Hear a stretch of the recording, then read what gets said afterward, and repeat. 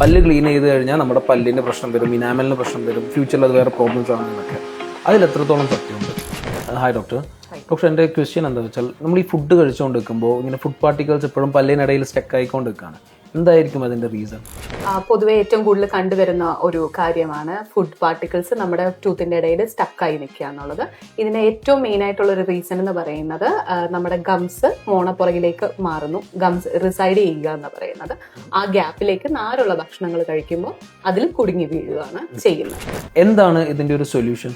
ഇതിന്റെ മെയിൻ ആയിട്ടുള്ള ഒരു സൊല്യൂഷൻ എന്ന് പറയുന്നത് നല്ല ഓറൽ ഹൈജീൻ മെയിൻറ്റെയിൻ ചെയ്യുക എന്നുള്ളതാണ്. നല്ല ബ്രഷിംഗ് ഹാബിറ്റ്, 2 പ്രാവശ്യം ബ്രഷ് ചെയ്യുക.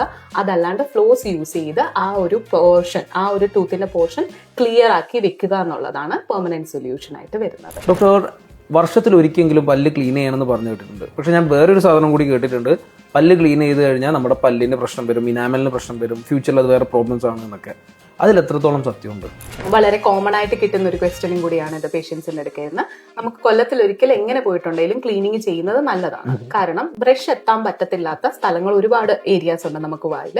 അത് നമുക്ക് ഈ ഒരു ഇൻസ്ട്രുമെന്റ് യൂസ് ചെയ്തിട്ട് നമ്മൾ അൾട്രാസൗണ്ട് സ്കെയിലിംഗ് എന്ന് നമ്മൾ പറയും, അങ്ങനെയാണ് നമ്മൾ യൂസ് ചെയ്യുന്നത് ക്ലീനിങ്.